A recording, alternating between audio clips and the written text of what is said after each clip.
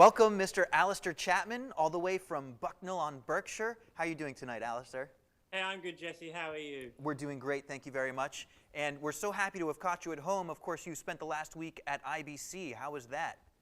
Oh, IBC is one of those events that you love and hate. It's a really long week. It's hard work on your feet for the whole week, but lots of excitement at IBC this year. Some really nice gear coming from Sony in particular, and a couple of other things, and big buzz over that, because I think it's really going to shake the industry up a little bit. So in particular, coming from Sony is this new FS7 camera that a lot of people have been talking about. I'd love to get your impression. Did you have an opportunity to shoot with it?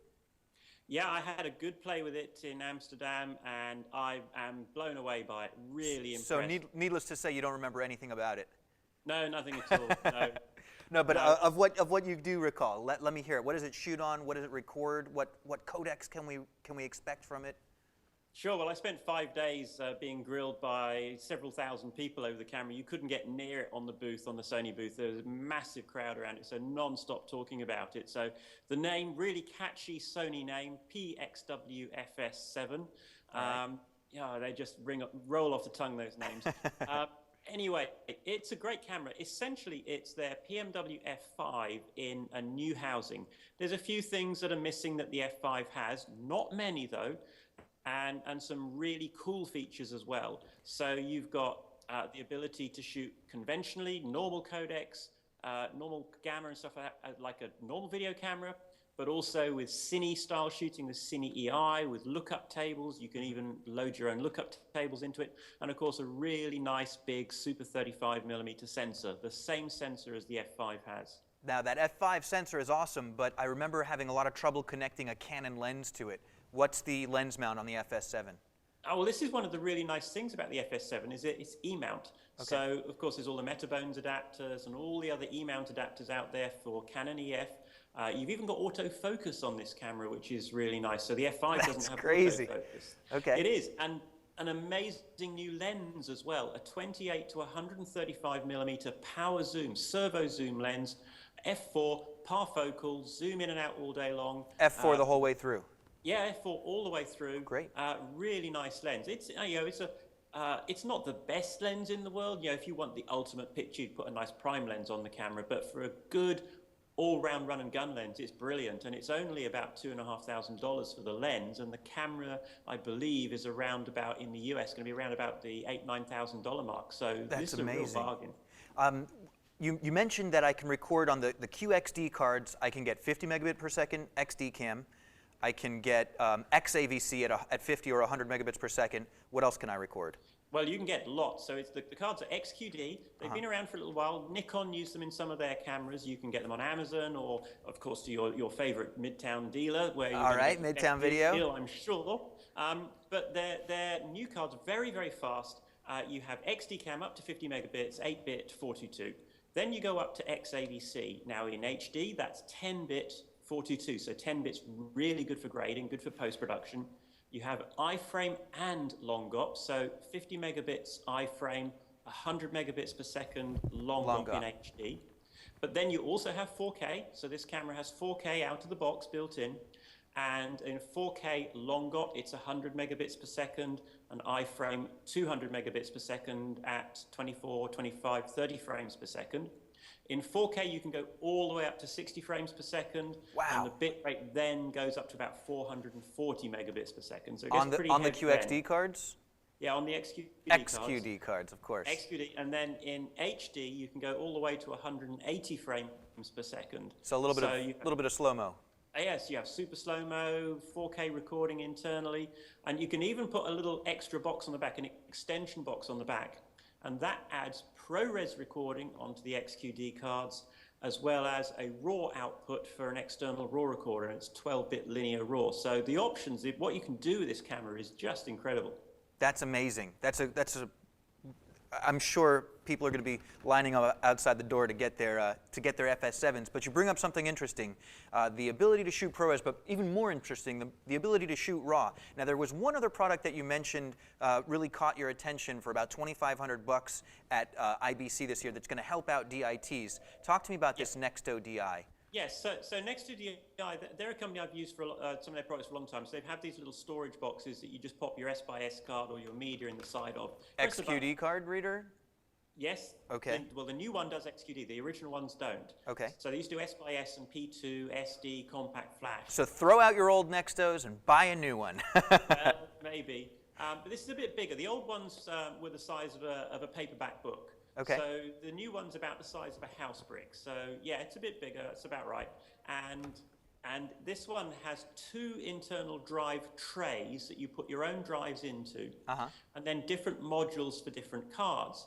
And this can back up everything from a simple SD card all the way up to Sony's AXS RAW cards. It can do Red RAW as well. Onto the internal drives, very, very fast. So what it is, basically, it's a DIT workstation in a box, self-contained. Do I have to add a monitor to it? Do I have to add a keyboard or anything?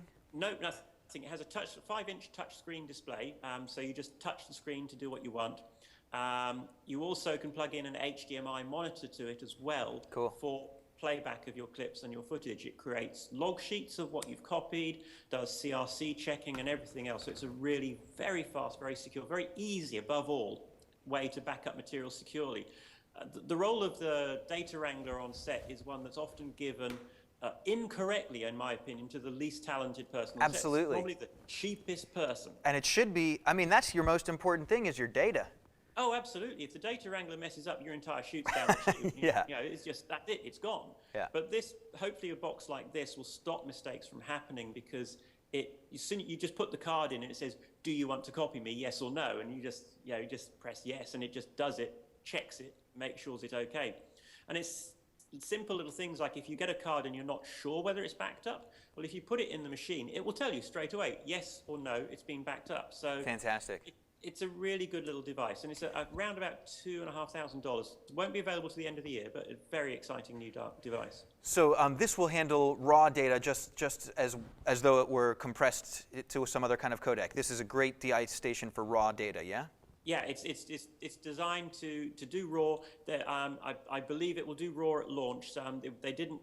They weren't able to show RAW at the show, but it is on the list to do. And in terms of just copying data, it is just copying data, so sure. It doesn't matter what it is. They're just moving files. But next to when they say they're going to do something, they normally do it really well. So excellent. That's a ringing endorsement because some of our manufacturers, they tell us October, it ends up next October. Yeah. No, these are good. It's a good company. They're a Korean company, and they're really proactive.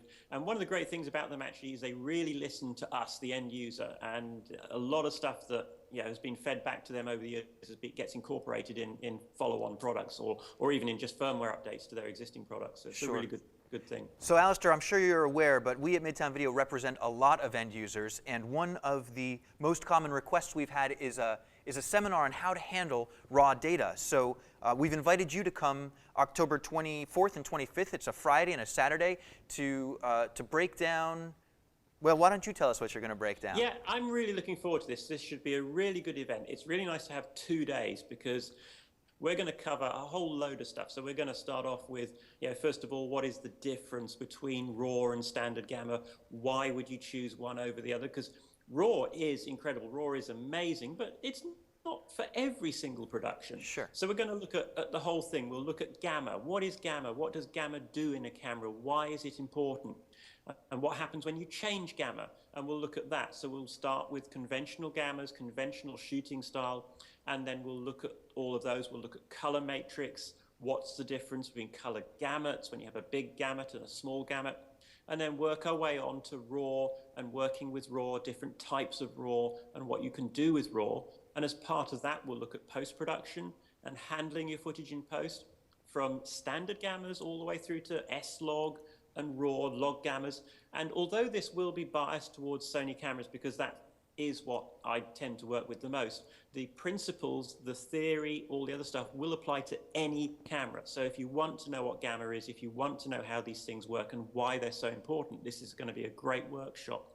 And having that 2 days really means we can get down to the nitty-gritty of it. Make sure everyone understands it, because that's, for me, the key. It's all very well giving a PowerPoint presentation and everyone just sits there falling asleep and nodding off. At the end of the 2 days, I want everyone to understand the basic principle so that when they're setting up their camera, they're going to get the very best out of it because they'll understand why they're making these changes. So if they make a black gamma change, or if they decide to shoot with one gamma curve and not another, they'll know why they're doing it. They'll understand the differences so they can make a really good, well-educated choice and decision to squeeze every last ounce of performance out of their camera.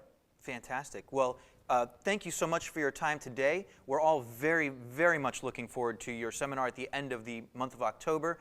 Ladies and gentlemen, Mr. Alister Chapman. Thank you very much. I'm really looking forward to meeting everyone. Fantastic.